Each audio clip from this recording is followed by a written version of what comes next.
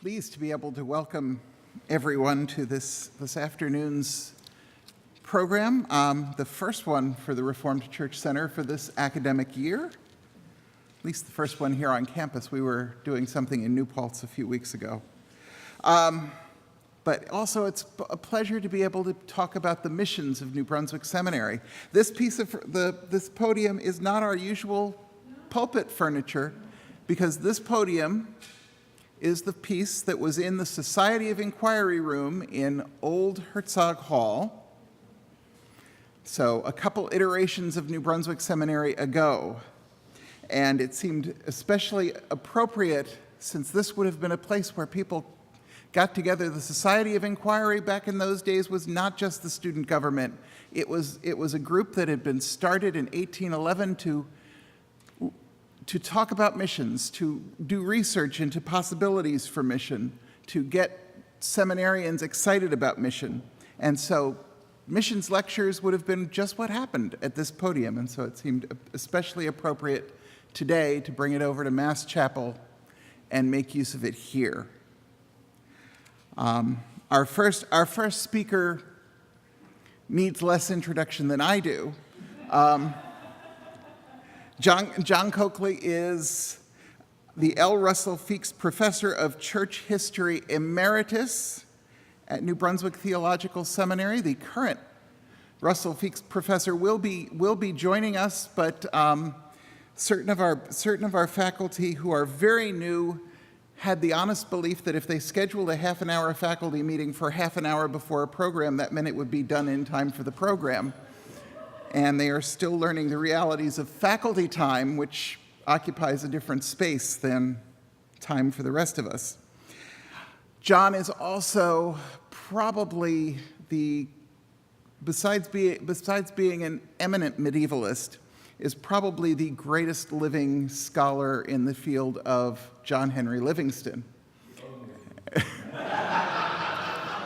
Having a field to oneself does these things quite admirably.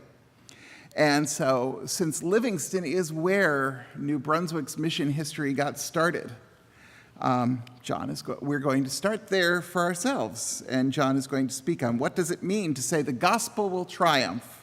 John Henry Livingston on missions.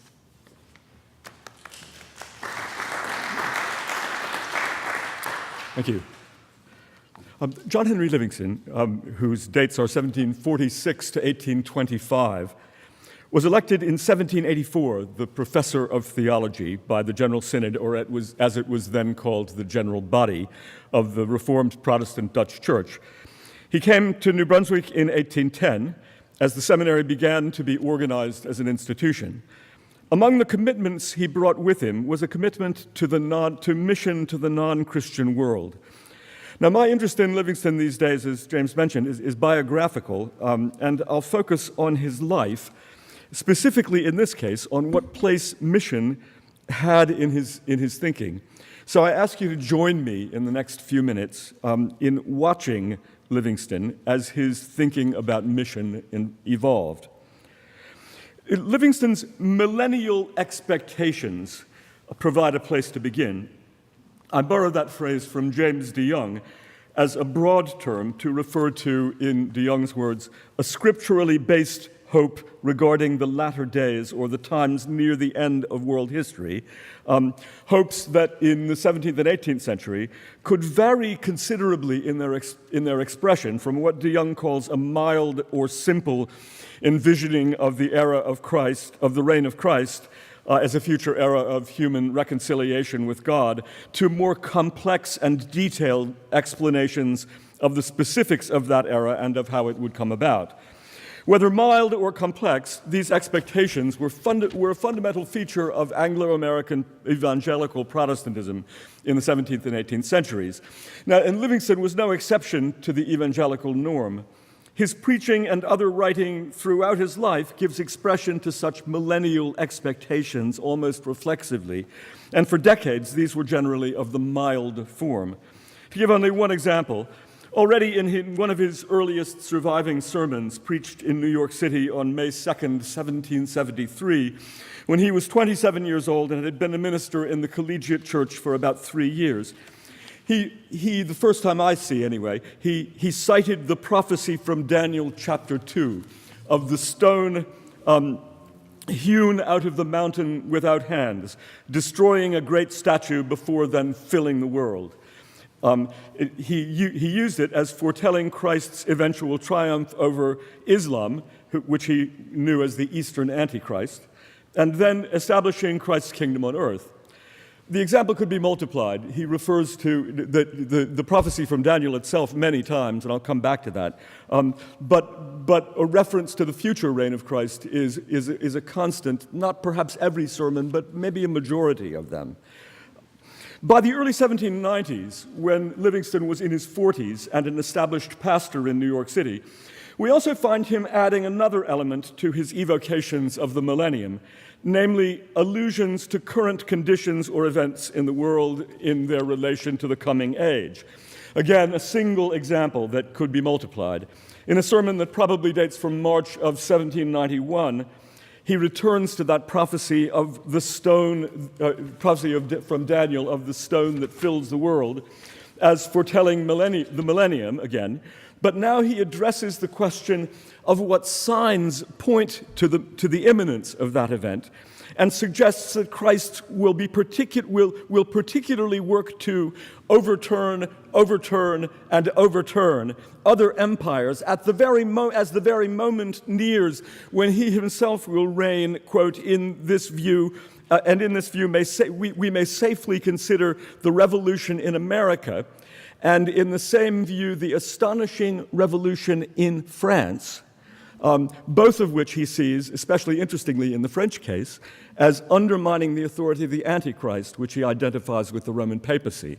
So he's really, and this probably isn't a surprise to most of you because it's not uncommon at the time, but he sees the French Revolution as part of God's action in bringing the millennium near.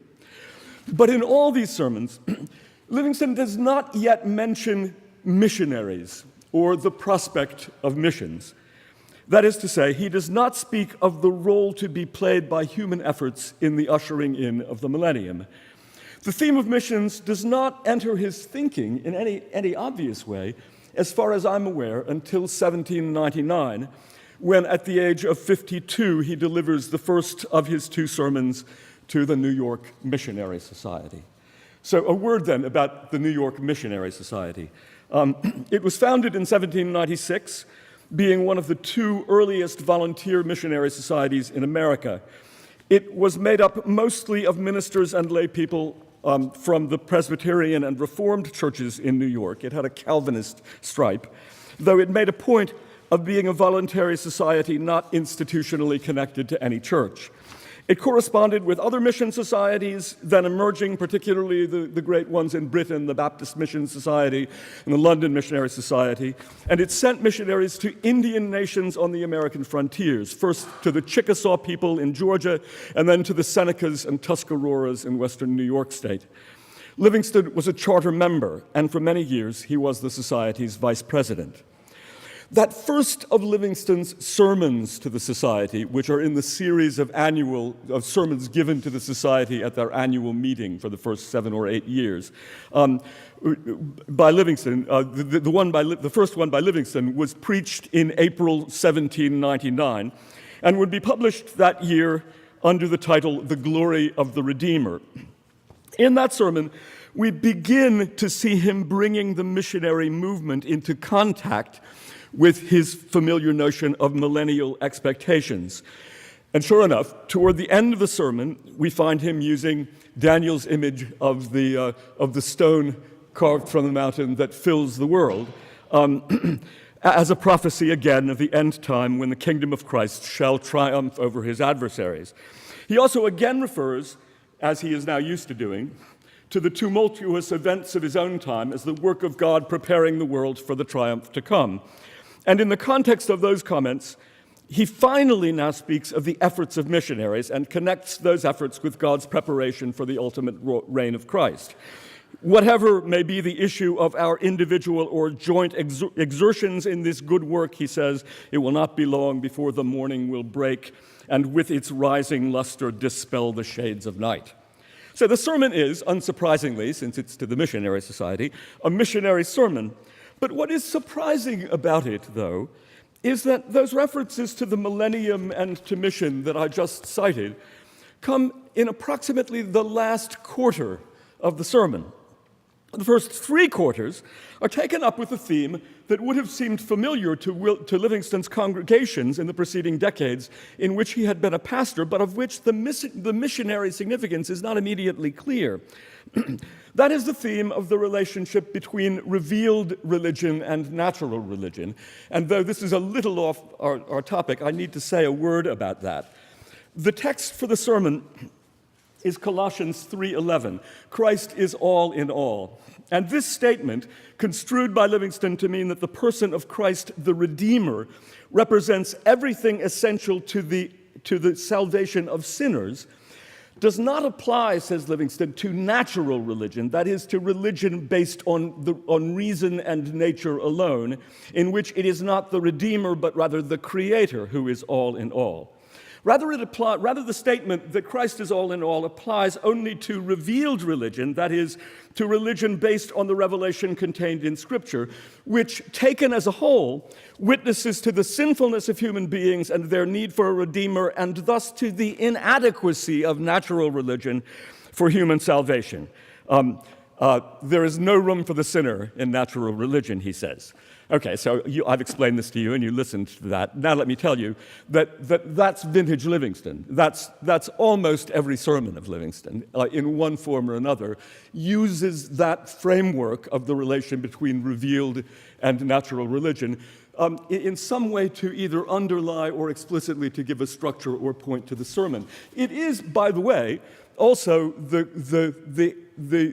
topic and the direct topic of the lecture that he gives in October of 1784, and which this weekend is an anniversary of, which is his inaugural lecture as professor of theology for the Reformed Church. And the title of that lecture is precisely On the Truth of the Christian Religion, and the whole point of it is the superiority of revealed to natural religion, even as natural religion is incorporated in revealed religion. Okay, so there's the comment. This train of thought, which is directed against the deists, if you hadn't noticed, with their embrace of reason alone, expresses what's sometimes called the supernatural rationalist approach to religious authority, that is, the affirming the power of reason to achieve some religious truths, but not adequate to save sinners. And it was, as I say, common in 18th century academic Protestant theology, and Livingston had absorbed it from his teachers at the University of Utrecht as a young man in the late 1760s. So most of the missionary sermon then is about the relation of revealed and natural religion. And you ask yourself, what is the connection for Livingston between the theme of the necessity of revealed rather than natural religion for salvation and that of the millennial expectations and their connection with the missionary enterprise? There is a connection, and he makes it clearly enough, namely in the fact that in revealed religion, Christ is all in all, and that includes lordship over the earth, which brings him to the millennium and then to mission. But though surely doctrinally sound, this does not appear as a strong homiletic move. And when I read the sermon, I keep wanting the preacher to say something more calculated to move the hearts of his hearers, as he was very capable of doing, perhaps to appeal to their own awareness of themselves as sinners, and accordingly the sort of gratitude to their Redeemer that would motivate empathy toward their fellow sinners, the heathen. He's clearly attempting, but he doesn't do that, he's clearly attempting, anyway, to bring the theme of missions into a place in his preaching where it has not been before, though I think with less than total success. I think it also is suggestive that he's feeling his way to begin thinking about mission and doesn't quite have a way to do it yet. 5 years later, in 1804, when Livingston gives his second missionary sermon, The Triumph of the Gospel, to the New York Society, his mission thinking has obviously matured. This sermon has a tone and a substance that set it apart from the earlier sermon, as well as all the others in the series of published annual meeting sermons of the New York Missionary Society. It is rather scholarly, with long endnotes, which none of the other published sermons have, and it reads like a treatise, a learned attempt to answer a particular question systematically. But it is not dry. On the contrary, in its very intellectual clarity, it has a certain emotional power. The argument is actually rather exciting. Livingston's question in this treatise sermon is this: at the present moment, with the sudden rise of missionary societies and a mission movement, what is God doing? This is something, he says, that could have happened at any time since the Reformation. So why now? Why, and particularly, although he already knows the answer, you know the answer to this question, why particularly at a moment of turmoil with the revolutions abroad? He has looked for a scripture text, he says, that would give him an answer, and he has found it in Revelation 14, verse 6, in which John of Patmos describes a vision of an angel flying in the midst of heaven with, quote, the everlasting gospel to preach unto them that dwell on the earth, and to every nation and kindred and tongue and people. And the method here is the opposite of the usual one, where the preacher takes the text and finds the meaning of the sermon in the text. Here he knows what he wants to do, and quite frankly is looking for a text to show him. He promises that this text will answer his question, and furthermore will provide, as he puts it, a new motive for strenuous and persevering exertions in your missionary engagements. In other words, he's not simply going to exhort them to missionary efforts, the way he and others have done in their annual sermons up to that point. He's going to explain to them in historical terms what is really happening in the movement they are a part of, so that, knowing what they're doing, they will be the better equipped to do it. In the process, he will move beyond a mild or simple millennial expectation in de Young's categories to a more complex one as he attempts to identify and distinguish the events that will lead up to the millennium. So here is Livingston's argument. The angel's flight, he says, represents, quote, a period when a zealous ministry will arise in the midst of the churches, a ministry singular in its views and exertions and responsible for and remarkable for its plans and success, a ministry which would arrest the public attention and be a prelude to momentous changes in the church and the world, unquote. And importantly, the inclusion in the verse of the words, the hour of God's judgment is come, serves to pinpoint the event that occasions the zealous preaching that is being described. Because this preaching, the preaching of the angel, will begin precisely at the moment of the beginning of God's judgment. The very hour of the commencement of that judgment is the signal for the angel's flight and for extending the Redeemer's kingdom. So we gather then that what Livingston is doing is finding in those verses a description of the missionary movement that he himself and his hearers are already witnessing. He then proceeds to investigate what context and therefore what significance the book of Revelation assigns to it. And here he says that it does not refer to the millennium itself, as some commentators have thought, that is, the fully realized reign of Christ over the world, but rather it refers to an event that must be, quote, in operation some considerable time before the millennium can commence.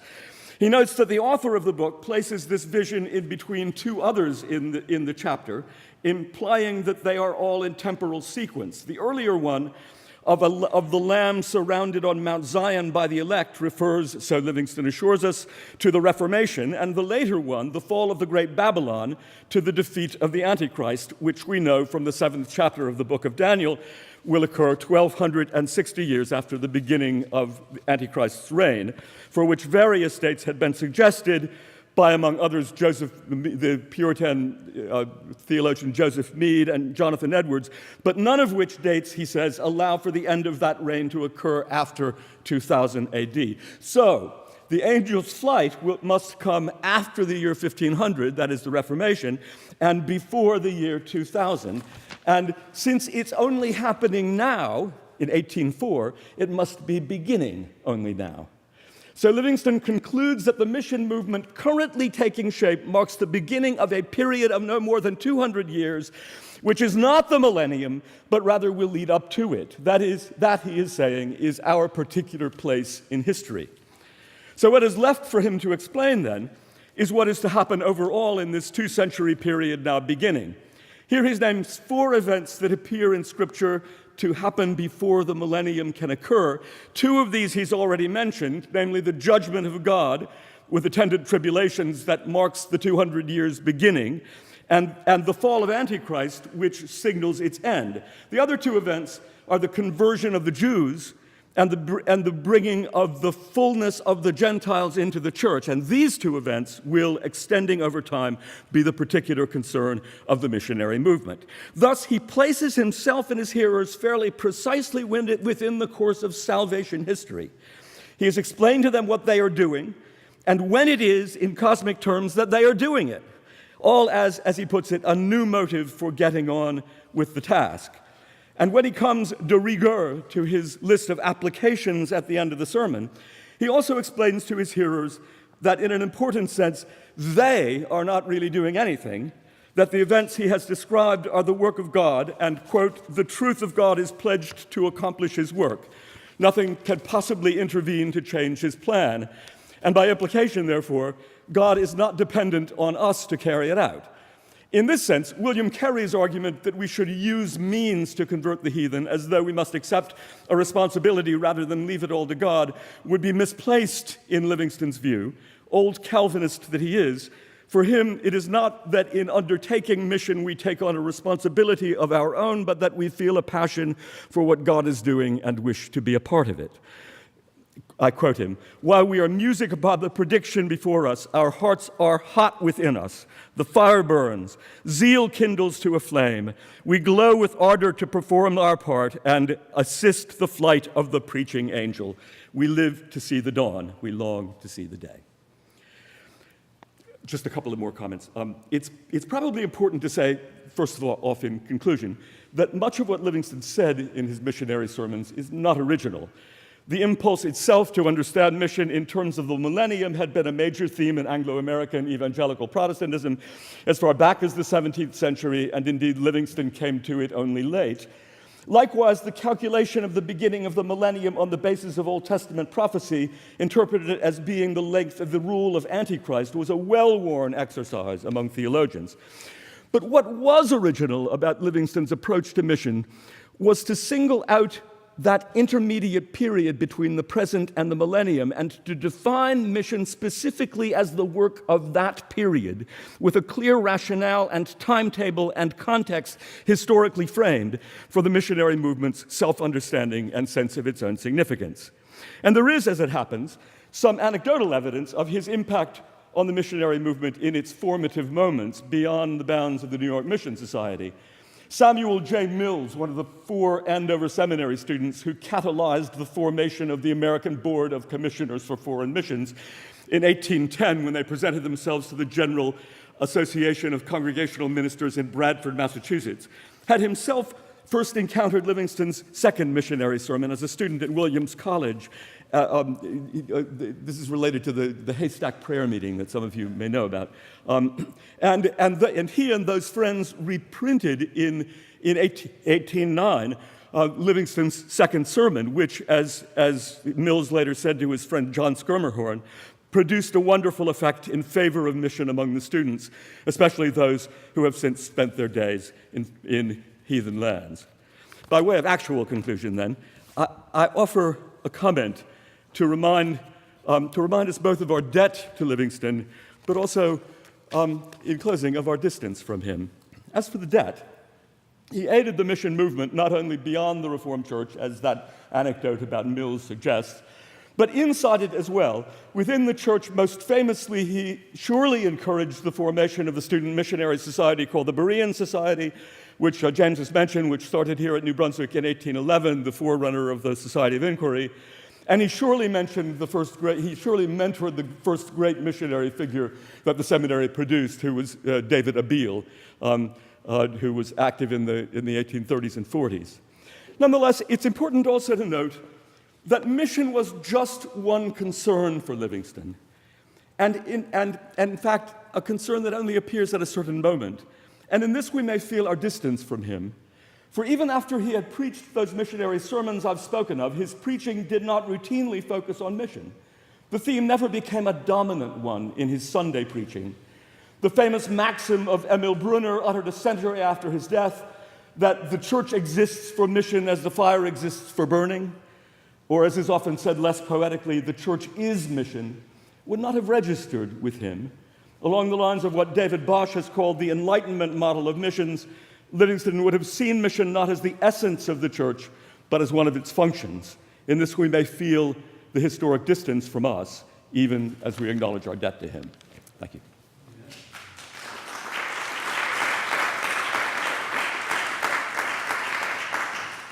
No, you don't get to do that. Questions, responses? Yes. They may want questions. We'll. Yeah, right. Where can we read Livingston's sermons? I think I might have some, but I don't remember. Yeah. Are they available? Actually, 15 years ago, I would have said, well, you can find them over in Sage someplace, but now you can get our Internet Archive and do a Google search for... Sage's Internet Archive? No, on your computer while you're in your pajamas, you can do it. And you just do a Google search for Livingston 1804 sermon or 1799 sermon Internet Archive, and you'll find it available. And then a completely irrelevant but personal question: can you confirm or deny the quote of Livingston when he moved to New Brunswick? I have been exiled to a sea of red mud. No, I can't confirm that one, but there is a quotation from him that's sort of similar, that's in Gunn, which is, "My son, this is a species of martyrdom." I have to make you right. Oh, answer sorry. here. Sorry. Yeah, Ruth. What would we think today? This is 2018. I don't know that. Well, I think, oh, sorry, thanks. Well, I think I think, it's at one point in my life I would have chided you for asking a non-historical question, but I don't now, because I think that translates into a very good historical question, which is what is the difference between him and us? And I touched a little bit in the end. And the poignant thing about the history of mission is that it's of modern foreign missions is that on one hand the heroism of it still touches us, and the commitment and the vision. On the other hand, there are important things that have happened in our understanding of mission since the 19th century, most notably in terms of the partnership of missions with imperialism, which Livingston would have been completely clueless about. And I think also that critique of the Enlightenment and its notion that the gospel is a something that I could throw to you like a ball, and that mission is just my training as a pitcher, Whereas we tend much more now to think that the gospel is something not understandable except in the terms of the culture in which it is experienced, and therefore that the process of moving it from one culture to another is a complex process that's as much about the receivers as it is about the givers. And I think dear Livingston would be interested to know these things, but he didn't know them. Yeah. Thanks. Thank you, John. Our next speaker is it's interesting. Your program and then the screen behind me will point out the already but not yetness in which John Hubers is now living. He is already and currently Associate Professor of Religion and Director of Global Education at Northwestern College, and yet is also pastor and teacher at Mekane Jesus Seminary in Ethiopia. Maybe. Dependent upon the raising of the funds. Because first in RCA missions we give you a job and then we decide if we'll pay you for it. Our third speaker may have something to say about that part when we get there.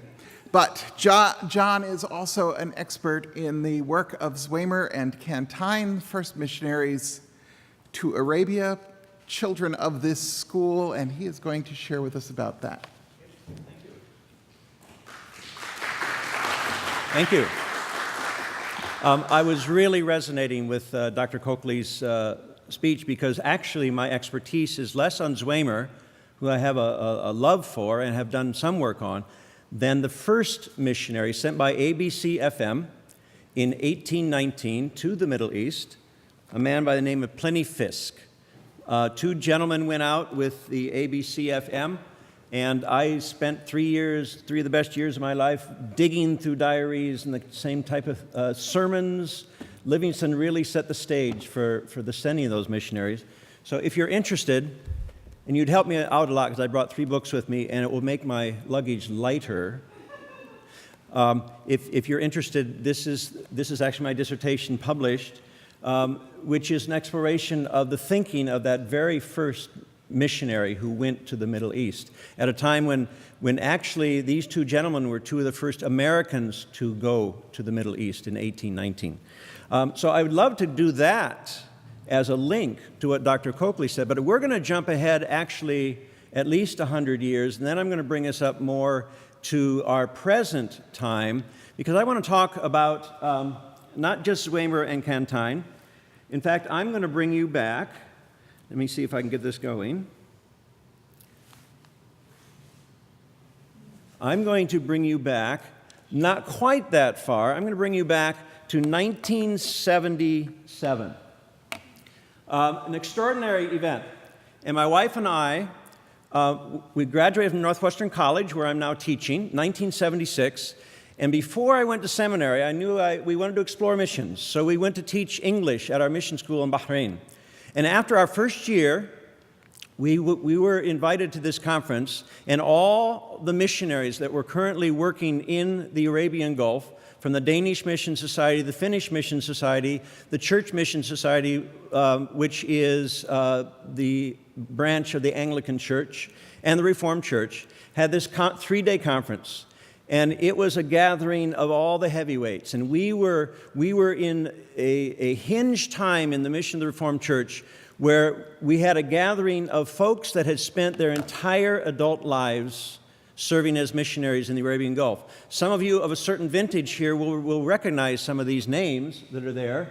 Lou and Nancy Scudder, Jim and Joyce Dunham, Harold and Eva Vogelaar, Jay and Midge Kappinga, Don and Eloise Bosch, Harvey and Hilda Stahl. By 1977, these are folks that have been serving as missionaries of the Reformed Church in Bahrain, Oman, Iraq, Kuwait, some of them for 30, 40 years. We were privileged as young people to be in the presence of these people who had dedicated their lives. And this conference was amazing. They didn't just get together to talk business. This was heavy hitting. I mean, geopolitical stuff, what's going on in the Middle East, Israel, Palestine. And they debated, and the Middle East missionaries loved to argue. We had these wonderful arguments, slam-bang arguments that went on, and heavy, wonderful papers that were delivered. And I was a new missionary contemplating whether or not God was going to call us into this field, and this clinched it for me. I wanted to be a part of that fraternity. Because I just realized that I was in the presence of people who had answered a call that had made a huge impact on people's lives and continued to make an impact on people's lives. I want to be a part of that. But I have to say, I just come from Orange City, Iowa, from a fairly conservative, evangelical, reformed background. My understanding of mission was very much shaped in that evangelical environment, and the stuff that these people were saying was shocking to me. I mean, really shocking. And the most shocking to me was something that Jay Kappinga said that I'll never forget. In fact, I can still quote him. I heard this in 1977, and I was looking for the actual paper. I couldn't find it. I didn't need it, because this is what he said. He said, I think we need to consider the possibility that our mission, this is one of the papers that was presented at the conference, may be to help Muslims become better Muslims, more true to the high ideals of their religion and ours. Now, coming from where I came from, that was radical stuff. It kind of blew me away. It even made me wonder, well, are these Christian missionaries? And I heard more stuff like that at this conference, and I thought, where did this come from? And it actually led me on kind of a journey to try and figure that out. Where did this come from? How did the Reformed Church mission that started in this kind of triumphalist evangelical spirit of Sam Zwaymer and James Cantine get to the point, not that long after, because Zwaymer died in the 1960s, I believe. So some of these folks went out at a time when Zwaymer was still alive. How did their sense of mission move from that triumphalist vision to this much more accommodating dialogical view of mission? And that's what actually I would like to explore, and I did explore in a paper that I wrote for a class I took at New Brunswick Seminary, taught by Dr. Beardsley. And what I did is I looked at Sam Zwaymer's work to examine. Now, Zwaymer was connected with mission in the Middle East for 50 years. During that time, he served in Egypt, he served in the Arabian Gulf, primarily in Bahrain, but also then he ended his career teaching at Princeton Seminary. Where did Sam Zwaymer go in his thinking in those 50 years? Most people know Zwaymer when he went out. What about later on in his life? What developments took place in his life, and particularly in his thinking during that time? That's what I was exploring in that paper, and that's what I'd kind of like to share with you, because what I'd like to suggest is that more radical and now getting to be much more mainstream understanding of mission as dialogue, mission as working together with our Muslim neighbors to help create a more just and peaceful society, actually has its roots in the thinking of Sam Zwaymer and those early missionaries. There they are, by the way. That picture was taken here at New Brunswick Seminary. In 1888, there's a third person missing, a guy named Phelps. There were 3 students that got together, and they met weekly for prayer and to discuss where was God going to lead them in mission. Because they were convinced that the Holy Spirit was leading them into mission. Where was God going to lead them? And they believed that God wanted them to go to the most difficult mission field in the world. That's what they came to the conclusion of. Dr. Lansing, the gentleman in the middle there, just came back from a trip in Egypt to New Brunswick. He was the Old Testament professor. He started meeting with them, and he convinced them that the hardest place in the world to go as missionaries was the Arabian Gulf, not the Middle East, because there had been missionaries in the Middle East since Pliny Fisk went in 1819. But Arabia, the heartland of Islam, Saudi Arabia, the Arabian Gulf. And so by 1888, they had determined that God was calling them to convince the Reformed Church that they should be missionaries in the Middle East, or in the Arabian Gulf. And here's the timeline for that early start of the mission. So there's Philip Phelps, determining that they should go to the most difficult mission field in the world. Phelps drops out because his family needed him. He went back to his family farm in Connecticut. So that left Cantine and Zwaymer. Oh, I've got it here too. So May 23rd, 1888, they seek approval from the Board of Missions from the Reformed Church, asking if they can set up this mission. The board was in favor of it, however, they didn't have money. And so they established what was called the Arabian Mission Syndicate and went after the mafia in New Jersey. No, they didn't, but it sounds like it, doesn't it? In fact, they went through churches, particularly in the Midwest, and women's groups got behind this mission. And they raised their funds, and they actually were not a Reformed Church mission to start with. They started as an independent mission agency. Only later, after they were established, did the Reformed Church have the money then and made them an official part of the church. So in 1889, when James Cantine graduated from seminary, he went directly to the Middle East to study Arabic in Syria. Zwaymer followed the next year after his graduation. They met in Beirut, continued to study Arabic, and began to think about where are we going to plant this mission. And the language they used, and this was very common in those days, was very militant language. They said, where shall we occupy?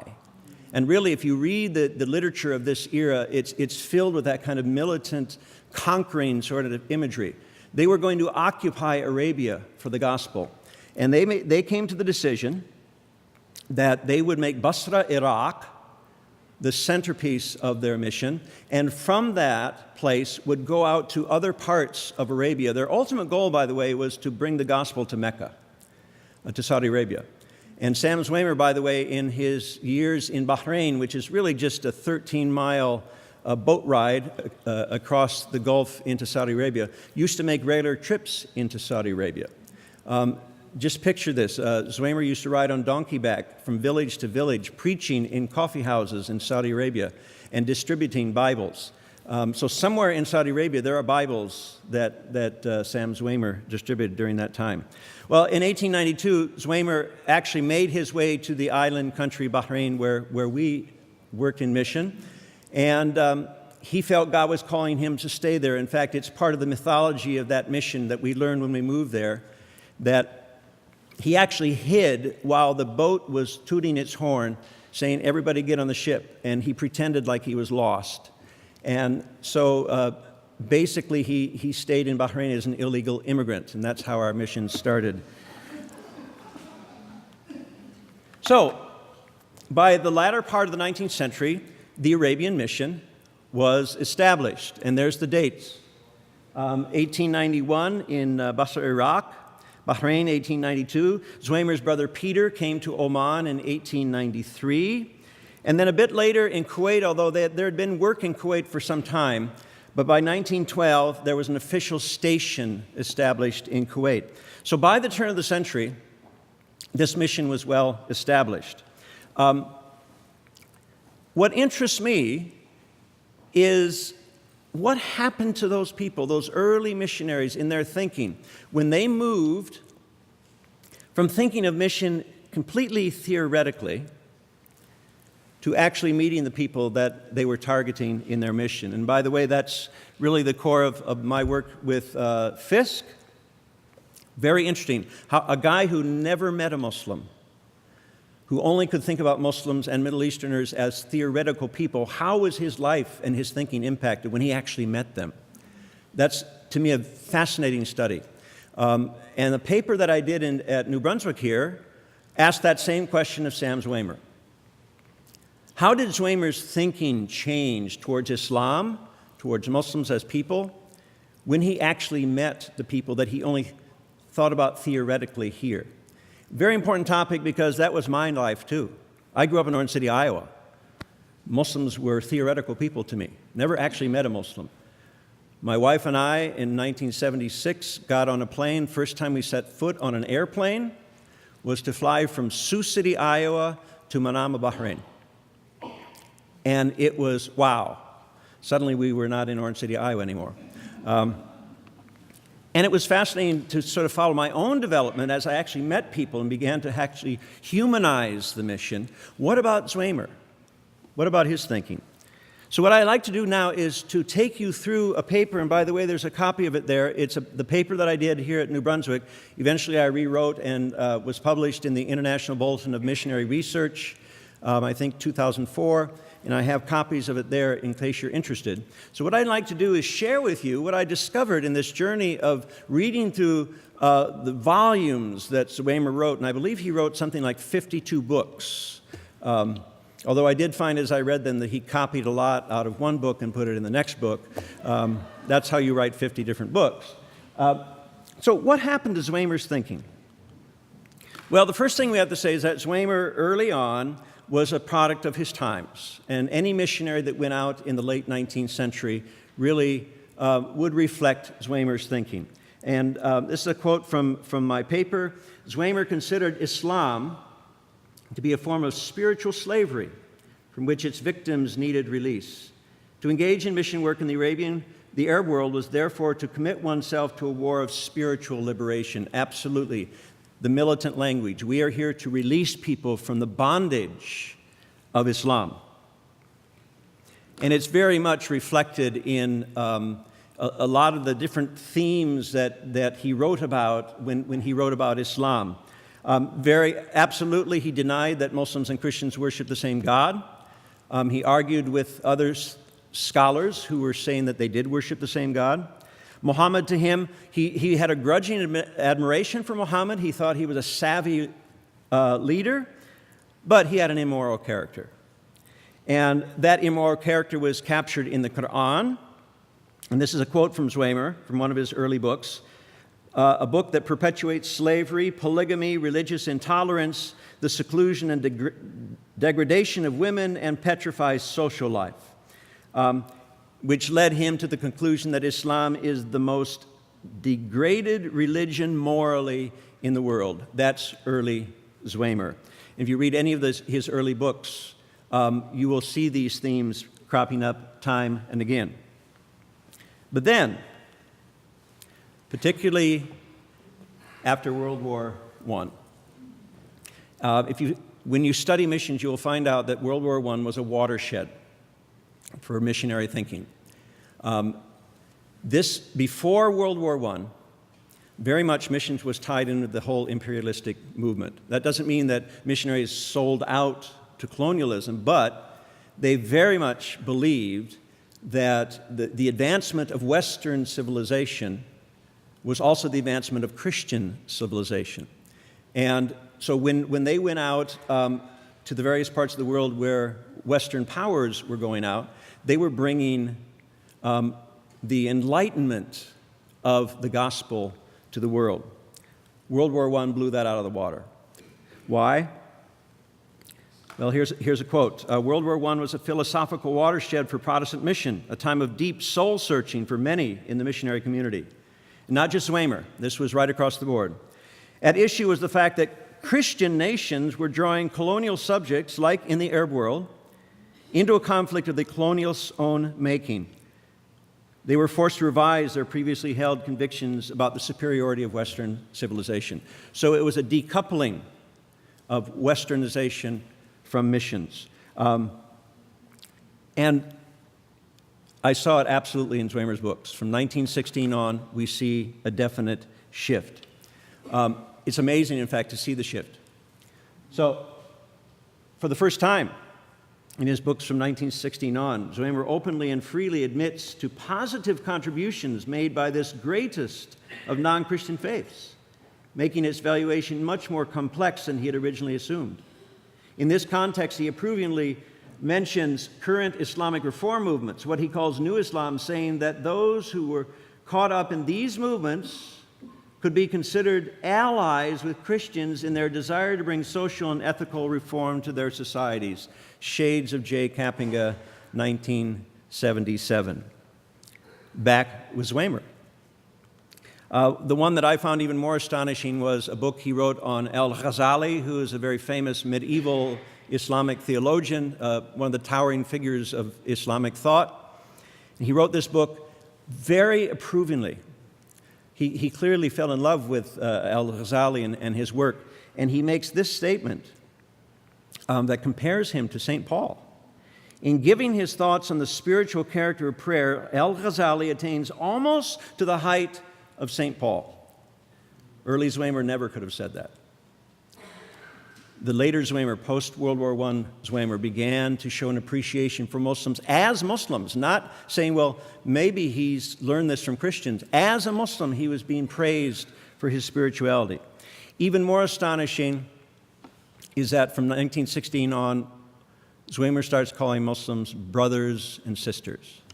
Now, evangelical missionaries today would never call Muslims brothers and sisters.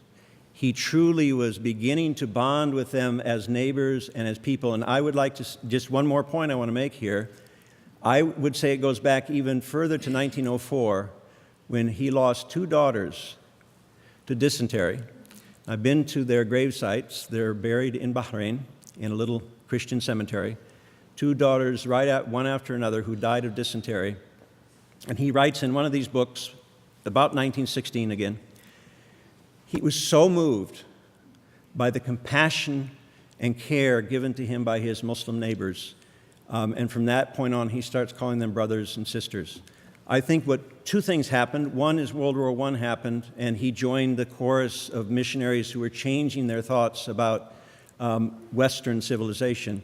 He also began to see that Muslims truly are our brothers and sisters.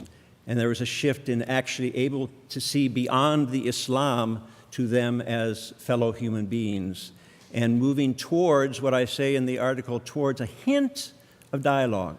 He never gave up his evangelical fervor, but he was moving towards dialogue.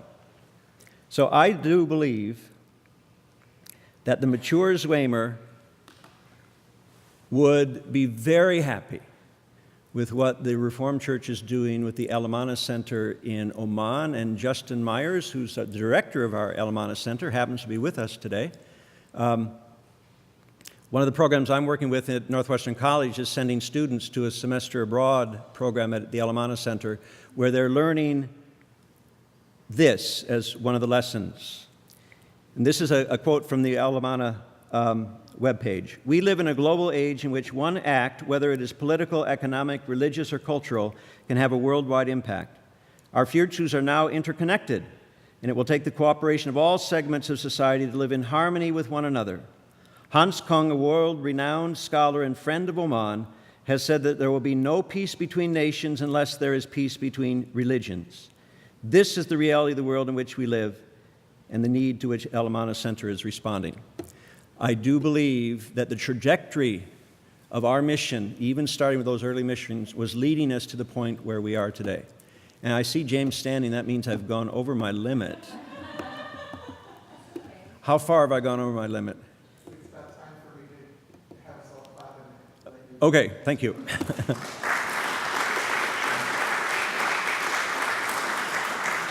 No, you don't move. Oh, I don't move yet. Okay. Right. Questions, responses?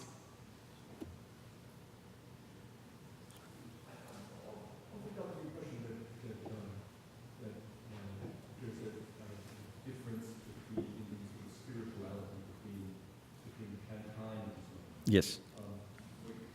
you thought about if you were to speak about Cantine, how would you compare or contrast? Actually, I wish, and I don't know if, I hope most of you know that Lou Scudder passed away last year, and we mourn him deeply. He would be the one to ask. He's done the most work on that. He's written the history of the Arabian Mission. Lou is not a fan, was not a fan of Sam Zwemer. Yeah.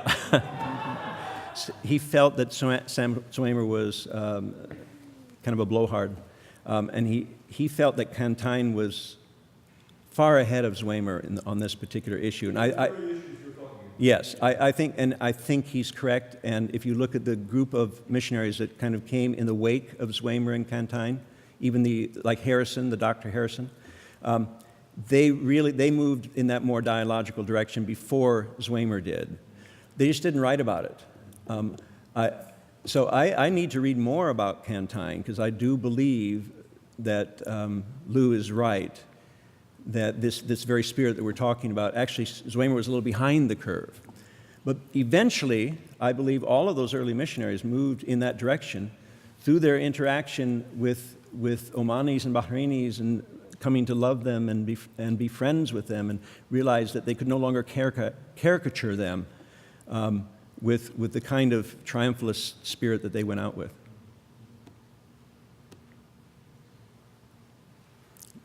Yes? Do you think that spirit, you talked about change around World War I, did that have any influence in the Japan or the China, the East Asian missions, where there were Buddhist countries, obviously there wasn't that, commonality of one tribe? I can't speak directly to that, but I do know the major mission conferences, and they used to have these huge mission conferences, and the most famous one is Edinburgh in 1910. So 1910 was just before this time. That was really, you still get the imperialist sort of triumphalist spirit, we're going to win the world in our generation sort of thing.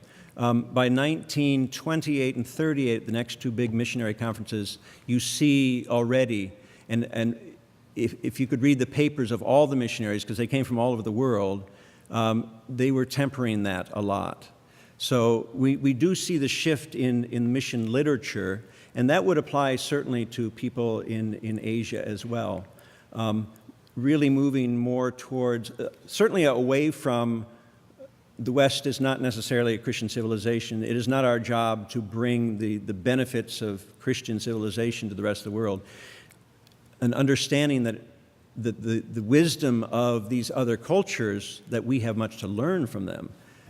I would be surprised if you didn't see that in the literature. The way to gauge that would be to read pre and post. And that's what I saw in Zwemer, and I'm certain if I did the same thing with missionaries that were in Japan and China at that time, you would see the same sort of shift. Yeah. Nathan. So just a question, because it seems like this process is also taking place as he is becoming acculturated in the place that he lives. Does he talk differently over time, not just about the relationship with Islam or with his Muslim brothers and sisters, but his own identity that he, or his own culture? Does he change the way he talks about Americanness or Westernness or whatever, or how he describes his own place? Yeah, there is a quote in the paper where he's reflecting on this. And I actually say he was a little bit late because others in the missionary movement were already making these kind of statements that we no longer put our hope in the British, basically. Because really, Zwemer saw, it's kind of an odd relationship between the missionaries and the colonial enterprise. They weren't entirely comfortable with the colonial enterprise, and the colonial enterprise wasn't entirely comfortable with them. When the ABC-FM sent their first missionaries to India in 1812, the East India Trading Company did not want them, and the British authorities tried to keep them out because they were afraid they would sympathize with the people, and missionaries did that. But Zwemer actually saw that as the vehicle by which missionaries could enter in, and so he had this symbiotic sort of relationship. At that point, he says, our hope is not in that direction, and in fact began to become almost apologetic towards what the West had been doing. I can see this, they were seeing Christians killing Christians. It was really hard anymore to keep that narrative going of the beauties of Western Christian civilization. And related to Dr. Coakley's speech, the millennialism of the era was postmillennialism. Very optimistic that as Christian civilization marched and planted and occupied new territory, we would come closer and closer to the time when the millennial would take root and Jesus would come, because everything would be so beautiful with these Christian civilizations. World War I blew that one out of the water. Yeah. There was one more question here. Okay. Yes. Thank you so much for the presentation. And I am somebody totally ignorant to these matters, but I was wondering, as you were saying, Zwemer, who we spoke, he seems to me as has embraced this kind of line of work of dialogical interaction with the locals. Uh-huh. And I was wondering how then would he sort of claim success? That was the strategy that he chose. But how would he sort of claim or sort of talk about the success of his mission compared to others who, as you said, they have a more sort of direct embrace of the colonial identity. Yeah, very, very. So I was wondering if you could It's a very good question. One thing I need to back off a little bit. I'm glad you mentioned that. Zwemer never, ever gave up his evangelical hope that all Muslims would come to the knowledge and love of Jesus Christ. Never gave that up. So this is why the title of my paper is Towards a Hint of Dialogue. He was moving in that direction, but he never went whole hog. So J. Kapinga's statement, Zwemer couldn't have made in his lifetime, but I do believe he set the stage for it. Zwemer saw Muslims coming to Christ. In fact, one of the most interesting articles with Zwemer was written in 1952 in Theology Today, which was a magazine, when he was a professor at Princeton Seminary. And the article makes the case that Muslims and Christians worship the same God. Totally the opposite of what he said first. And his best argument, his strongest argument, was that every Muslim convert that he had met, and in 50 years he had met a number of Muslim converts, not a lot, but they were always the ones who gave him the hope that someday Muslims would come to Christ. Not one of them ever said that he was changing gods, but only that the God that he had known as a Muslim now was fully known to him in Jesus Christ. And he used that as an argument against his earlier statements that Muslims and Christians worship a different God. It's an interesting question because when we went out in the 70s, every missionary in the Middle East was asking that question. Here we've been here for 100 years, handful of converts, and the usual measure of whether a mission is successful or not is whether we build a church or not. And part of the soul searching I saw in 1977 with these missionaries, these are people who had been working for 30, 40 years and had never seen that kind of movement. So they were needing to redefine mission, and it was moving towards mission as presence. We are called to be witnesses to Christ's love, and whatever happens from that is in God's hands, not our hands. And whether or not we see a church being built, we have to believe that God is still moving here and doing things beyond our understanding. And it's very good to be a Reformed Christian in such a setting because we do trust that God is in charge of things. So, thank you.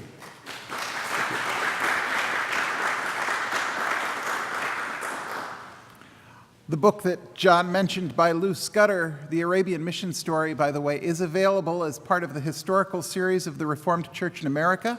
And if you go to Faith Alive Christian Resources online, you will find it there. If you go to Amazon.com, you can find it there as well. In your program, there is a certain order for the presenters. This was not the original planned order, but the order that was sort of foisted upon me because other institutions that shall remain nameless, but whose initials are Rutgers University, scheduled activities for one of our presenters, and she wasn't supposed to be here in time for this to happen in the order that I would have liked, and so we had the order we were going to settle for. John Beardsley, however, once famously said that the existence of this school is the absolute proof of the triumph of the providence of God over anything human beings can do to thwart it. And therefore, Ari is here on time to be the third presenter. Ari Katada is a doctoral candidate in women's and gender history as well as United States history at Rutgers University, and we welcome her this afternoon.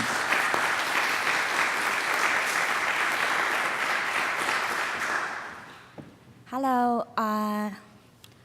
First of all, I'd like to express my deep gratitude for inviting me to this wonderful gathering. And also, I want to thank Professor John Coakley and people at the Sage Library for helping our research project a lot.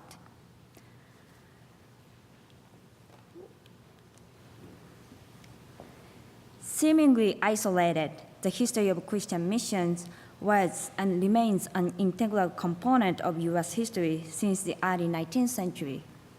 Recent literature of U.S. history shows a significant development of research on American missions in relation to the history of U.S. empire and other European empires. For these scholars of imperial history, missionaries are an increasingly important subject because missionaries had closer contact with local peoples than other colonial agents of imperialism, such as military servicemen, business people, and colonial officials. Even though we now know that the rhetoric like civilizing mission and the progress to modernity often served as a justification for colonial dominance and exploitation, missionaries were actively involved such beneficial parts of imperialism to locals as education and medicine. Scholars don't argue that missionaries were violent oppressors, but U.S. historians have revealed that the missionary activities were an integral part of U.S. imperialism and reflected and reinforced the idea of race in the United States. Like the history of the United States, the history of Rutgers College was tied to the history of foreign missions. Rutgers College is a former name of Rutgers University between 1825 to 1924. Overseas missions were a way of life at Rutgers College, as seen in alumni missionary engagement, the school essay competition, and YMCA chapter on campus. I got interested in this topic, Rutgers Foreign Mission, when I closely looked at Rutgers alumni catalog. The catalog suggests at least 70 of 2,157 alumni from 1832 to 1909 had a relation with American Foreign Missionary Enterprise. Many missionary alumni listed in this catalog proceeded to New Brunswick Theological Seminary after completing their study at Rutgers College. Some were born overseas and inherited their vocation from missionary parents. The first Rutgers alumni who became missionaries were Elbert Nebius, William Youngblood, and L.F. Doughty. Nebius, Youngblood, and Doughty also studied at Theological Seminary and on a mission organized by Reformed Church in America in 1836. They were sent to Borneo, a former Dutch colony comprising part of present-day Indonesia. The Reformed Church in America was responsible for sending out the majority of Rutgers missionary alumni, but other organizations, such as American Board of Commissioners for Foreign Missions, ABCFM, and the Lutheran also supported alumni trips abroad.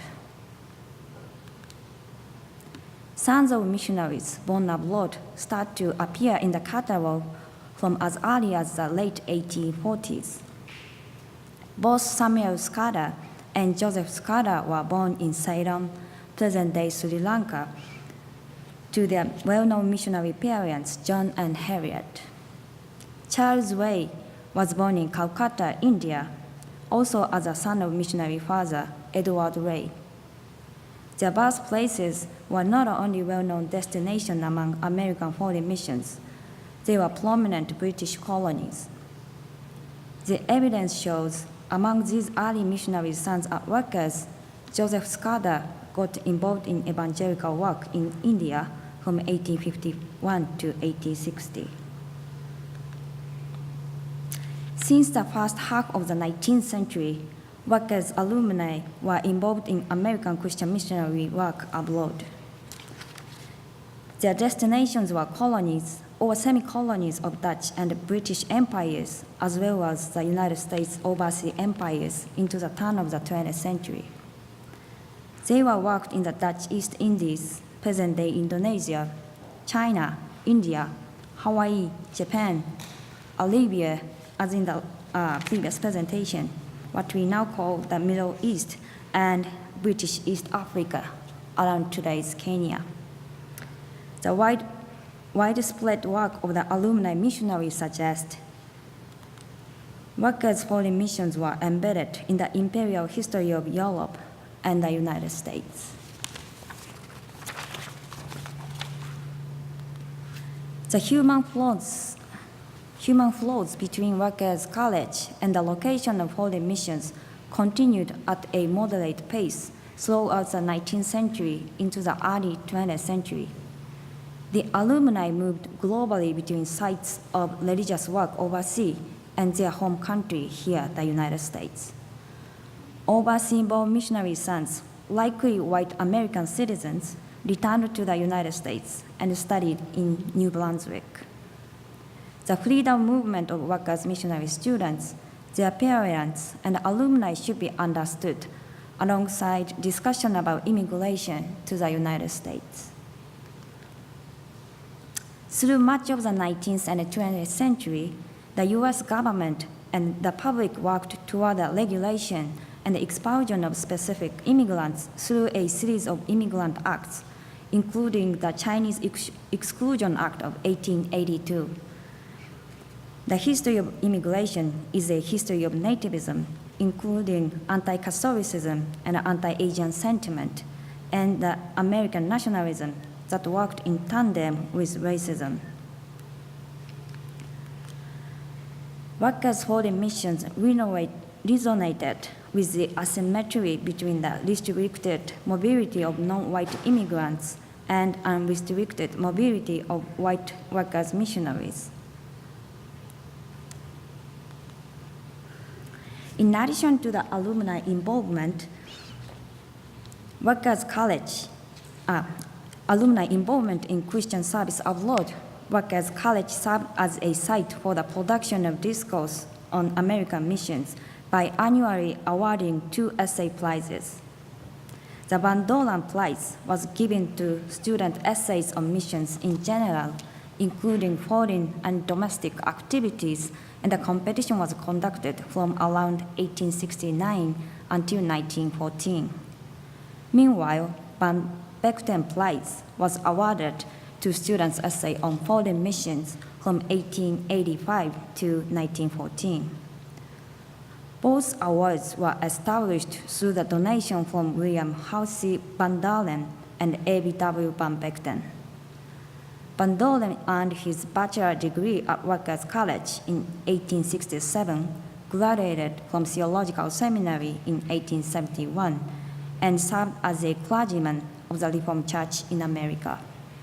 Meanwhile, Van Bechten's father completed his doctoral study at Theological Seminary in 1822 and served as a clergyman of also Reformed Church in America.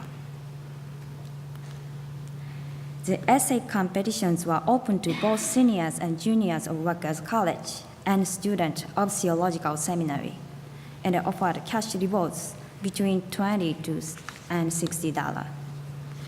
The school decided the subject of essay, and the faculty of the seminary judged the submissions. Unfortunately, we have no data about how many Workers students took seminary courses, but the combined reading of Workers alumni catalog and the biographical record of seminary suggest the 2 schools were quite close both physically and pedagogically. Not only did Workers students study at the seminary after their graduation from Workers College, seminary students also took extra courses at Workers College and received a degree from the school. The award-winning essays can be read as collaborative products of student composition and the seminary faculty's judgment, rather than simply students' personal reflections. Therefore, the essay served as a window to look into the worldview of the seminary faculty judges and into the racial idea circulating within Workers' College. The narrative in these essays can also be understood within history of American Christian missions established in colonies and semi-colonies of European and American empires. Although the topics of prize-winning essays on American missions were global, I investigated several essays on U.S. territories and examined how education at Workers' College both reflected and legitimatized U.S. imperial expansions. Some essays were written in blatant racist language that infantilized and exoticized locals. These essays celebrated American Protestant missionaries in various destinations, arguing that Christian work civilized locals and brought progress to the world. For instance, Frank Starebus, The History of Missions in Hawaiian Island, 1902, began by arguing that, quote, "There is a romance of missions in the strange corner of the earth in the island of the sea, where dwell of the dusky children of nature. It has ever produced its leading chapters," unquote. Booth wrote The History of Mission as a romantic and harmonious story. To him and his readers, Hawaiian archipelago was located at the strange corner of the earth, where peripheral in American and perhaps Eurocentric spatial imagination. Native Hawaiians were the dusky children of nature, and these infantilized people with non-white skin lived in a primitive world where they were awaited an encounter with civilizing missionaries, or the thrilling chapter of the missionary saga. These essays despise vernacular religions, describing them as idolatry or superstitions. It offered a century-long history of missionary development in Hawaii from Captain Cook's discovery of the island in 1778 to the late 19th century. Since its foundation in 1795, the Kingdom of Hawaii negotiated with European powers such as Britain and France, as well as later the United States, to keep its independence.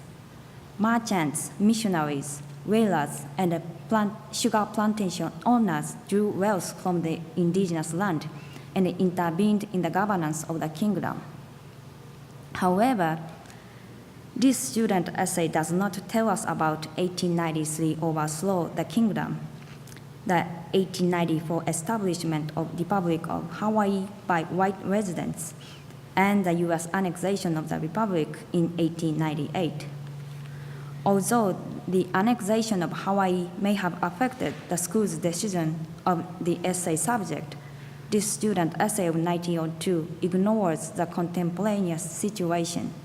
So, masks the U.S. military and economic expansion into Hawaii in the shadow of Christian dissemination. More detailed stories of Waka's alumni involvement in world missions and student essay contest are coming soon in an editorial collection of Scarlet and Black Project. Scarlet and Black Project is a recent collaborative effort of faculty and graduate students at Waka's History Department to explore African American and Native American experience at Waka's. The first volume, that was published in 2016, traces the university's early history, uncovering how the university benefited from the slave economy and how workers came to own the land that had belonged to Native Americans. In this project of working on the dark side of the school history, I conducted my research on Waka's foreign missions and the history of imperialism and racism. Today, I talked about my section of a chapter tentatively entitled All There Was a Classroom, Intellectual Life, Racial Ideology, and the Missionary Impulse at Rutgers College and the New Brunswick Theological Seminary. I wrote this chapter with my colleagues at the History Department. Our chapter will be in the second volume.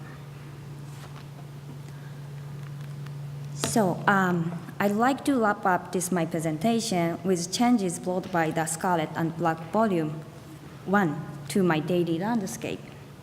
So this is a map, Google map around this building, and we are now on 35 Seminary Place. And this line is the College Avenue, a main street of this campus, Rutgers University. There were two name changes surrounding us after this publication of Scarlet and Black. One is Will's Way. It was named for an enslaved man who laid the foundation of the oldest extant building, Old Queens, in 1808. Another is Sojourner Truth's apartment, a residential building named for the renowned abolitionist. She was owned by the relatives of Rutgers' first president as a child. Coming back to Google Map, Will's Way is located here, close to the New Brunswick train station, and the Sojourner Truth's apartment is located here, just across the street from this building. These changes in everyday life may be very small, but considering the length of the time for workers to admit the life of Will and the connection of workers with Sojourner Truth, These changes are tremendous and make me proud of being part of this Scarlet and Black project. I hope you can find these places later today, and we'll get interested in the next volume that includes world missions of Rutgers and New Brunswick Theological Seminary. Thank you very much.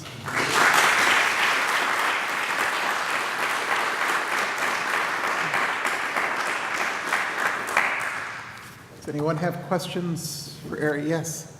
I just had a comment that Okay. another connection between Rutgers College and the seminary was that in the 1860s and 1870s, Rutgers College students were planned to become missionaries in the future were allowed to live in Herzog Hall. And if you recall, at the time, Rutgers didn't have any dormitories, so this was actually a positive thing.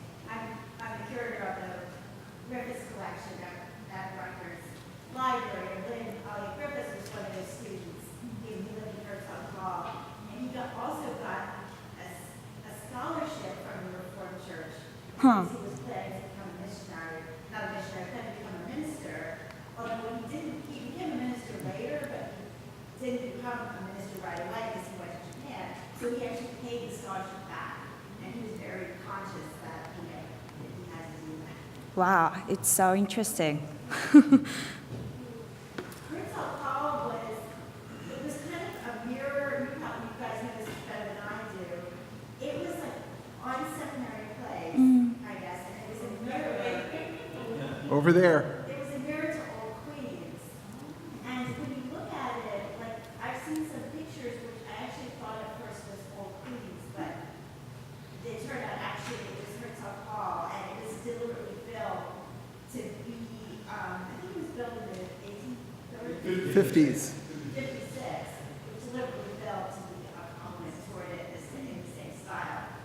But people who were there, like, I think it was torn down in the 50s. Turned down in 1966. 66. You should write a book about it. There was some disrepair, I We think, need by that to point. record them. John. Yeah, this is a question related to what you're talking about, and I'm actually curious as a student at New Brunswick, graduated in 1982. There was a scholarship that was certainly in place when I was here, that if any student went to Rutgers University and then came to New Brunswick, they got their entire seminary education paid for. There was a family that left this trust, and because it was so narrow, it was one of the largest trusts in the United States. Is that still out there? And they can't touch it, right? $1.5 million.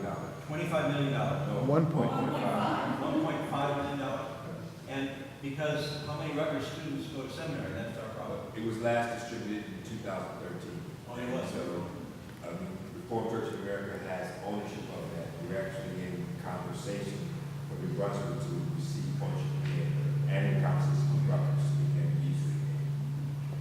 Is it well known at Rutgers that if they go to Rutgers and they can get their theology degree here, they can get free education?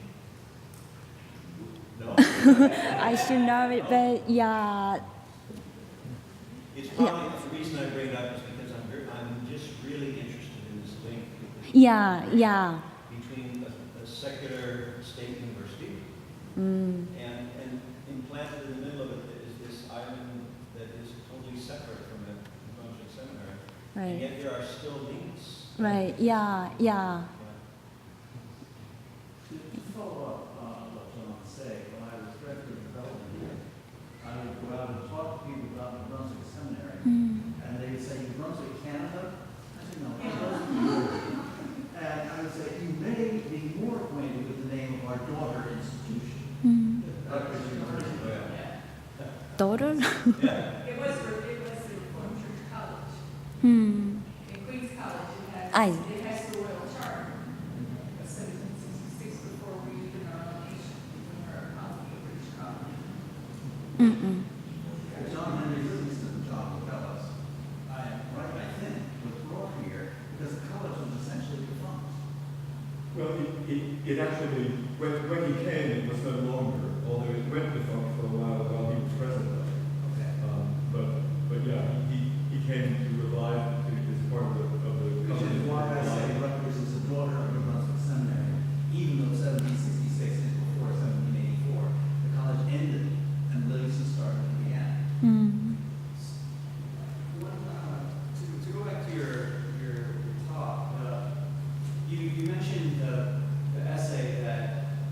in talking about missions, really have sort of gloss on other imperial economic factors in Hawaii and Hawaiian Islands in particular. And historians have pulled up so much information about Dole Corporation and plantation slavery there. I'm curious, are there other sort of places where economic developments beyond Hawaiian Islands are sort of explicitly glossed or implicitly not talked about? So I picked up essay, like today I just explained one example, and I examined essays on Alaska, Philippines, what else? Yeah, but Hawaii is already a kind of showcase of economic exploitation. Of course, it's like how you investigate and dig into the discourse, but yeah, like interestingly, other cases shows other implications like a science or education, and also like in the case of the Philippines, it's like more Spanish-American War. Yeah, so you're going back to your questions, economics. Yeah, maybe Hawaii is the best one in this workers' essays. Thank you very much.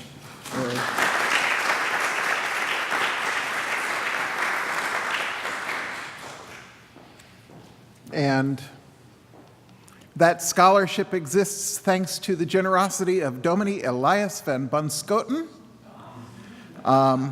He'd be a whole seminar worth of stories himself without any of the rest of us that we will not share today. Two more things on Bunscope.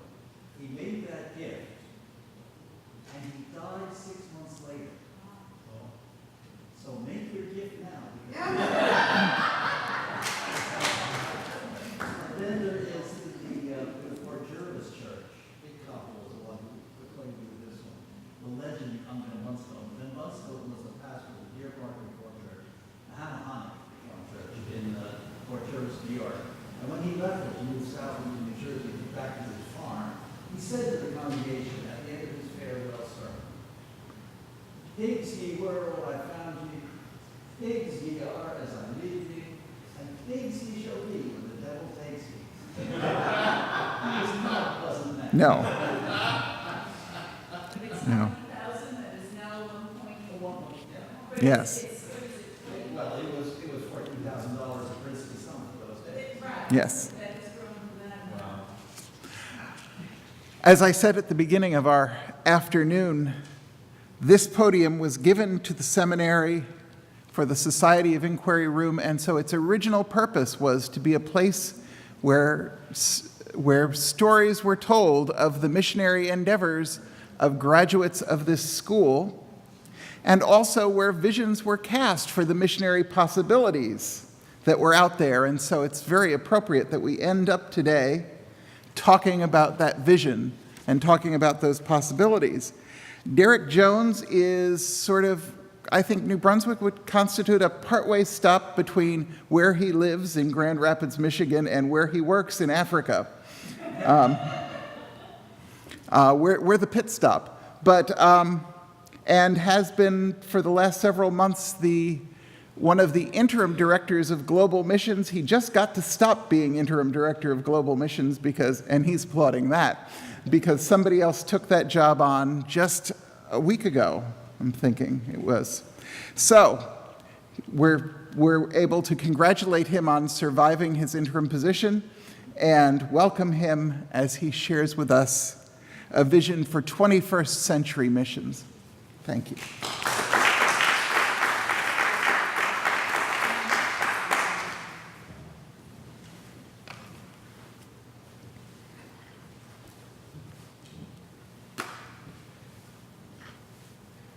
I bring you greetings on behalf of Global Mission. Delighted to be here and to share in the midst of this day. Thank God for the Reformed Church Center. Thank God for President McCrary and all that are gathered here today. Just want to share briefly, for the time it is mine to share about a vision for the future of RCA missions. Since I'm behind this desk, I will take the liberty to share a few stories as well. The vision of the Father of the Reformed Church in America. John Henry Livingston articulated in his dynamic missionary sermons of the late 18th and early 19th centuries, inspired persons to answer the call of God to become missionaries to China, India, and Japan. In 1826, New Brunswick Seminary graduate David Abiel became the first missionary to be officially supported by the Reformed Church in America. In 1829, Abiel set out for mission service in China. Since Abiel's acceptance and obedience to the call of God to go, the RCA has had missionaries and mission personnel directly engaged in global missions. These men and women have strived to live faithfully and fulfill Missio Dei, the mission of God. Missio Dei is encapsulated in Christ's commission to his disciples and the church. As the Father has sent me, so I send you. When he said this, he breathed on them and said to them, receive the Holy Spirit. According to David Bosch, mission is not primarily an activity of the church, but an attribute of God. Jürgen Moltmann reminds us that it's not the church that has a mission of salvation to fulfill in the world. It is the mission of the Son and the Spirit through the Father that includes the church. We are participants with God in God's mission. After over 40 years of service as RCA missionary and missiologist, Dr. Charles Van Agen provides us a definition of mission, which is informed by the history of mission and grounded in deep biblical and theological reflection. Van Agen states, namely, God's mission works primarily through Jesus Christ, sending the people of God to intentionally cross barriers from church to non-church, faith to non-faith, to proclaim by word and deed the coming of the kingdom of God in Jesus Christ, through the church's participation in God's mission of reconciling people to God, to themselves, to one another, and to the world, and gathering them into the church through repentance and faith in Jesus Christ by the work of the Holy Spirit, with a view to transformation of the world as a sign of the coming kingdom in Jesus Christ.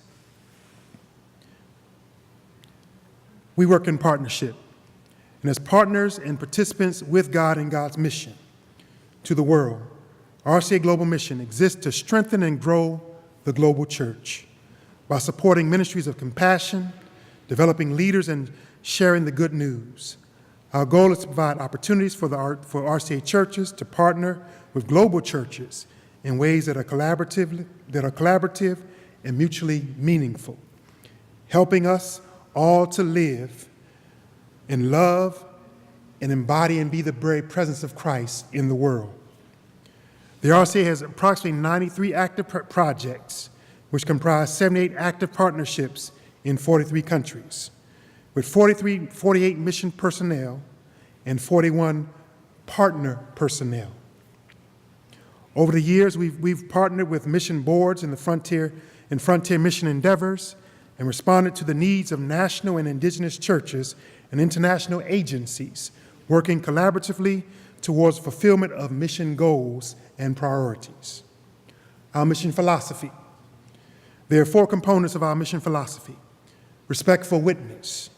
We believe that we are a global covenant family united in Christ, living as incarnational Christian witnesses through word and deed, who are called to exist in harmony with diverse societies, traditions, and cultures. Secondly, long-term mutual relationships. We believe in a purposeful, undeviating focus on mission collaboration and interdependence that mature into meaningful cooperation and significant partnership. Third, sustainable empowerment.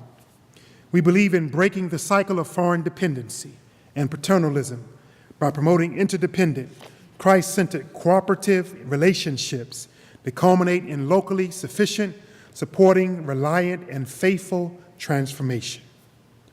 Fourthly, holistic engagement. We believe in a global reformational vision of God's kingdom. We believe in engaging in a fallen creation through the power and nature of Christ. The scope of global mission. The scope of global mission includes three things: ministries of compassion. Ministries of compassion, diaconal services that demonstrate mercy, justice, compassion, stewardship, and the proclamation of the gospel in word and in deed.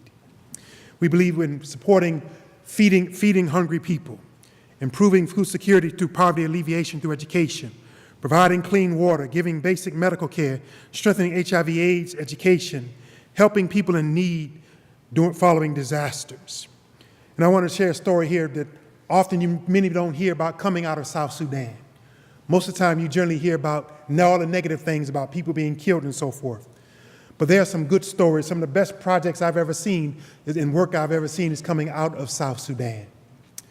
There's a project in a town called Goja, working with one of our partners called Across, and they work to help strengthen the churches in South Sudan.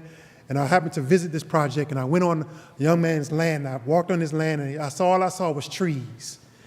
And I looked over to the young man and said, "Why do you have so many trees?" He said, "Well, preacher, you have to understand. I had 300 trees on my property. 120 of these trees, I have they're fruit trees. He was growing mango, papaya, guava, avocados, anything you could think of, he was growing there. He had more than enough food to feed his family, more than enough food to take to the market, just from his fruit trees alone. But then, he said, the other 180 trees, I allowed those trees to stay there, and I let the leaves fall on the ground. And the leaves help replenish the nutrients in the soil, and as a result of that, it's called a term called farming God's way, natural farming. He says, as a result, all of my crops come in 4 or 5-fold of everyone else that's around me, because I've incorporated good principles. And I learned these principles from the Bible study process that taught me how to be a good steward over the resources that God has entrusted to me. He said, as a result, I've been a blessing to my family, my immediate family, and all of my extended family, and we are blessed because of this project. So the RCA does not just give food out. We seek to empower people to embrace methodologies and ways that will strengthen and equip people to provide for themselves and break the cycle of poverty. Then secondly, we believe in developing leaders, training and equipping church planters, providing scholarships for students, educating through Christian schools and training centers, teaching marketable trades to bring financial independence, preparing leaders at seminaries and Bible schools, like John Hubert is going out, hopefully next year. He'll be going out to serve as a professor at Makani Yesus Seminary, working with the Ethiopian Evangelical Church in Makani Yesus, with their Christian Muslim Relations program that's been established by Dr. Peter Ford, a bachelor's program, but he's going to go help them strengthen that program and then increase it so it can become a master's level program. And the vision of the Makani Yesus Church is that they believe in evangelism. They believe they have to reach out to animists and to their Muslim neighbors in responsible ways. So they want to train 20,000 church leaders so they can reach out to animists and to reach out to Muslims in responsible ways. And Dr. John Hughes is going there to help strengthen that program and help them achieve their goal in their endeavors to train and equip church leaders to reach out in the name of Christ. We thank God for Justin Myers, who's here with the Alamana Center in Oman. The Alamana Center intentionally exposes Christians to Islam in the Sultanate of Oman. The center introduces Christians from North America and Europe to Muslims in Oman and provides opportunities to build relationships and learn from one another about differing faiths. And having a comprehensive understanding of the Islamic faith may help Christians to respectively provide a healthy Christian witness and coexist with our Muslim neighbors. And then thirdly, we believe in sharing the gospel. Sharing the gospel, equipping and resourcing church planting movements around the world, supporting evangelists, translating and distributing the Bible, and getting audio Bibles into the hands of people who cannot read. So, I'm grateful to share that there's a story of the Maasai. The story of the Maasai, all these elements converge in the life of the Maasai. We have a project there with the Maasai Well Project, and we went out for the very first time digging a well. There was an elderly man in the community. They say he's about 140 years old. Nobody can document it because there were no birth certificates, but he looks like it could be. But what this man said, as they were digging for water and they struck water, tears began to roll down his eyes. He began to shout, "Thank you, thank you." He was happy and excited to see water coming from the ground. He said, "We've been praying for water all of these years." He said, "But we didn't realize it was in the ground, right underneath us." And then he said, why did these people give this money to dig this well for us? How could they do something like this? And the pastor said, "You have to understand, these are our friends. They are Christians in America. Because of the love of God in their hearts, they gave these resources so they could share the gospel, so they could provide water for us. And because they provided water, I'm here to share with you about the water of life." And that elderly man gave his life to Christ. And he just wept and cried because he could not believe that someone loved them enough, who had never seen them and provided for their needs. He gave his life to Christ, and so did many people in that community. And I'm glad to report, when we entered into partnership with the Maasai, we entered to provide for them water, which they said was their greatest need. We completed 9 water wells. They asked us for education, to help them with primary school education. We helped providing books and resources and helped build at least 3 primary schools. We've also assisted them in training teachers. We provided training for at least 3 primary school teachers. And we've also helped train 1 lawyer because they're being exploited. Many people will come in and squat on their land and go file to get a deed on the Maasai's land because the majority of Maasai are still illiterate. They're about 90% illiterate. So to help and walk with them on the journey makes a big difference. But then to top all that off, when we entered into partnership with them, they had 39 churches with only 3,000 members. But because we walk with them on the journey, helping train and equip their pastoral team and their evangelists, to date, they now have over 105 churches with over 12,000 members. So it's because we walk with them on the journey in holistic ways to strengthen them, they're now grown to be where they are today. RCA Global Mission. Vision. What's the vision for RCA Global Mission?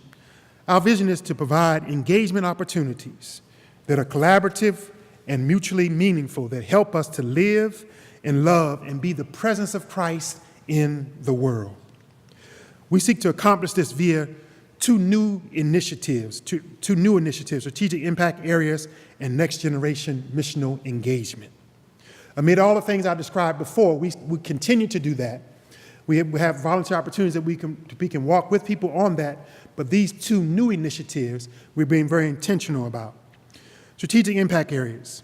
As we enter to the 21st century, we realize that there's been a global shift in trends that have impacted mission and the ease of travel around the world, the internet, social media, rapid transmission of information, and an increased desire by North American Christians to no longer just write a check in support of missions.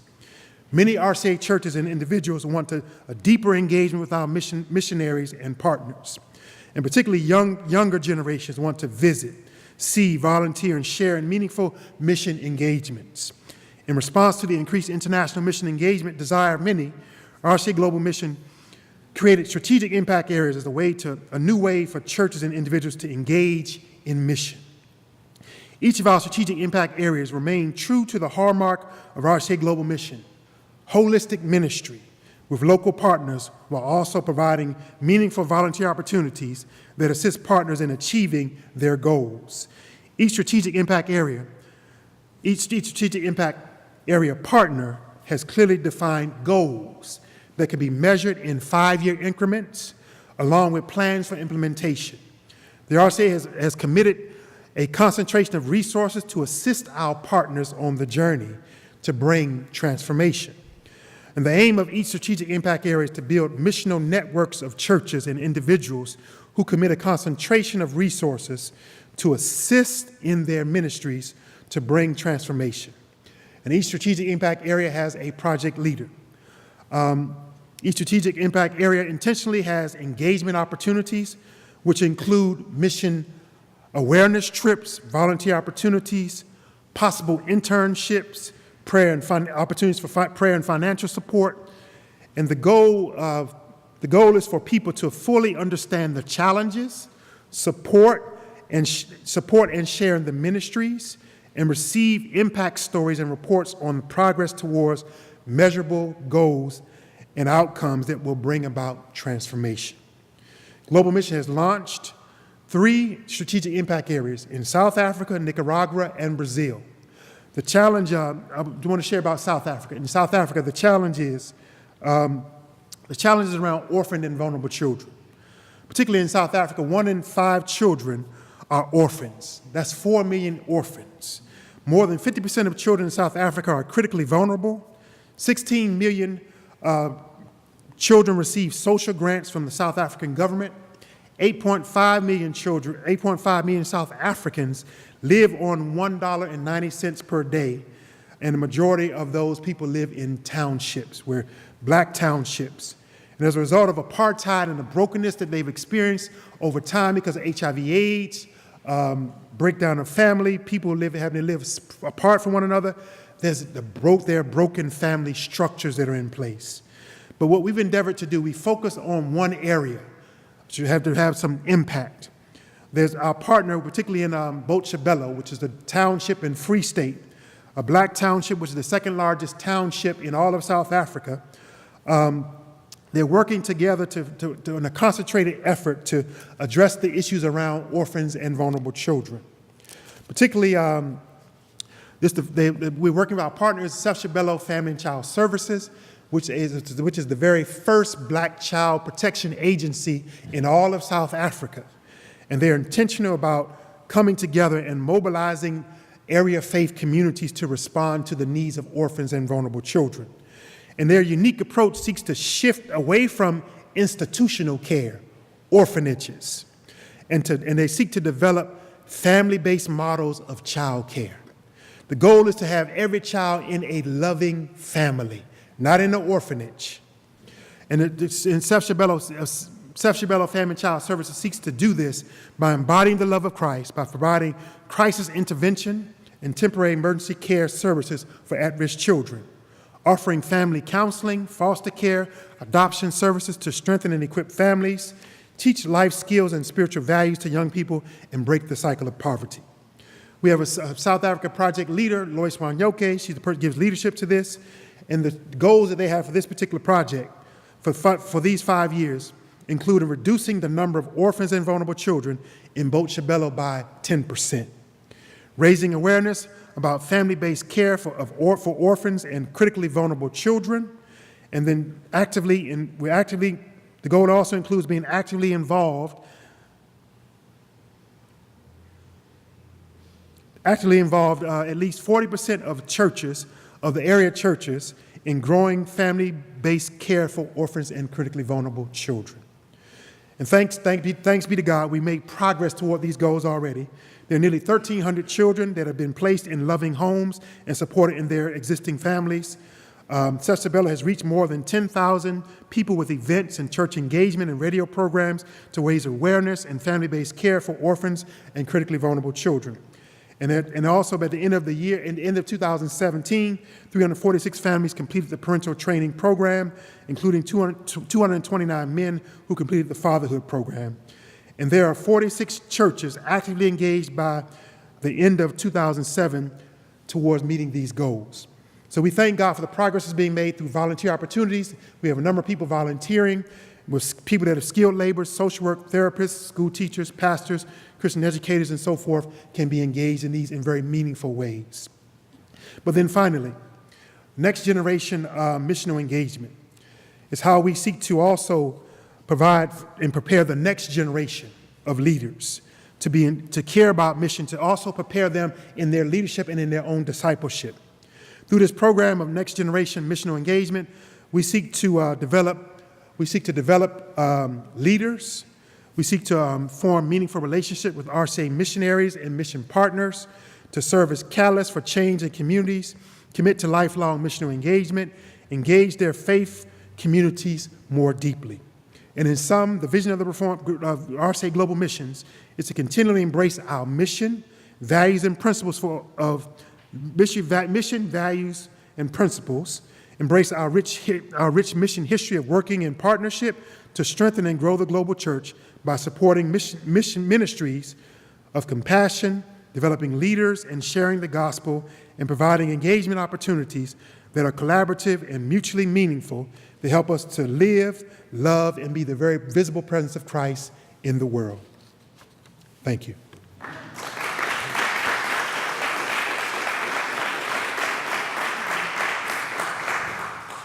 Any questions for Derek?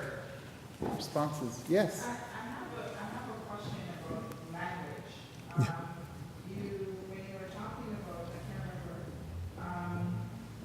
in the context you mentioned animism and Islam.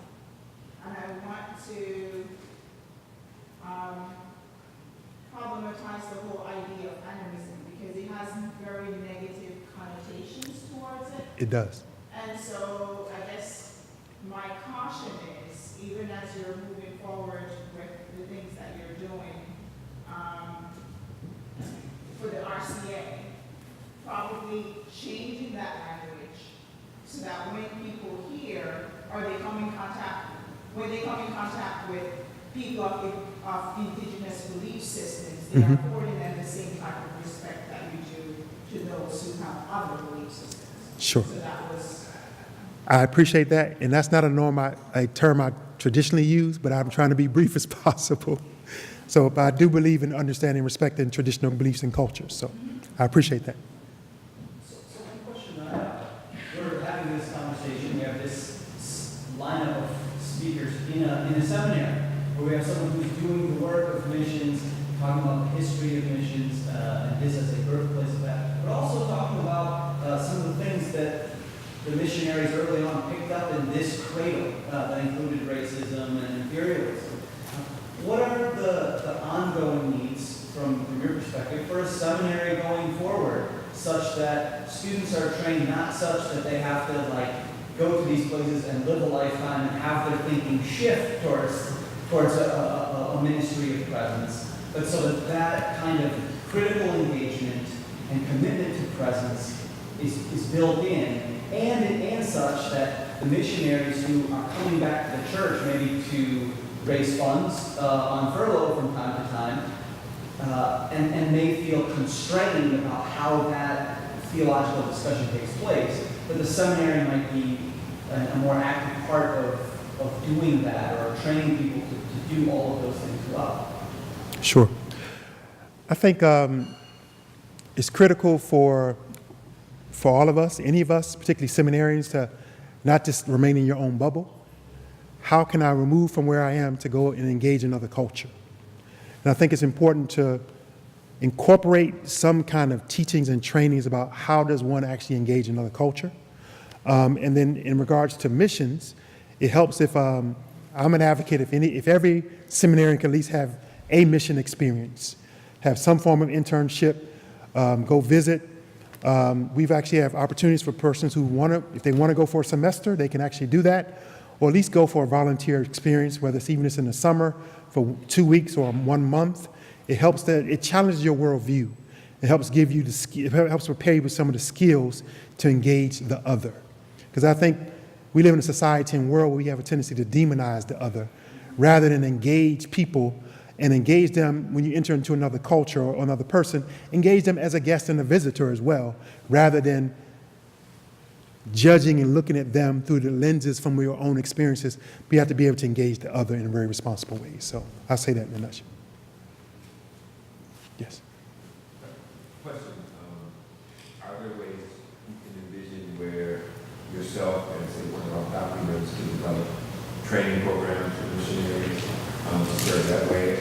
Is there a way where when a degree is offered, it's in partnership with New Brunswick, where we could actually confer the degree and help with the educational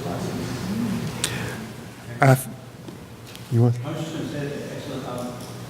Sure. In response to that, one thing I'm excited about this new position in Ethiopia is there are 3 sides to it. One of them is networking in Canadian Seminary which is a seminary for a church that is the largest Lutheran denomination in the world, 9 million members, and desperately in need of leadership development, and which is why they're asking, is I would love to link that seminary to New Brunswick, to Western, to Calvin, so that there be a ready exchange. I think we've reached that point. One of the classes I teach in missions is the global church, global Christianity. We are now hopefully at that point where we realize the body of Christ has to learn from each other. Yes. And we have so much to learn from Ethiopian Christians who are engaged and seeing ministry through eyes that we need to see through. And we now have the means that make it possible. I would love to see New Brunswick students, for instance, coming to Canadia's seminary for a summer, for a couple of weeks, and engaging with pastors and students at that seminary. I'm really hoping that that's one thing that will come out of this ministry. I think it's important to have some ongoing dialogue about that. I think there's some very real possibilities. There are institutions in which we partner with who already have partnerships. Say St. Paul's University in Nairobi, Kenya. They have partnerships with Emory University. And we can actually help definitely facilitate those opportunities with the institutions as well as with some of our mission partners that are doing very real practical work. I think I would love to continue that dialogue. And I see two of my colleagues raising hands. And I appreciate the desire for ongoing dialogue. I also appreciate the fact that my responsibility is to end this symposium on time.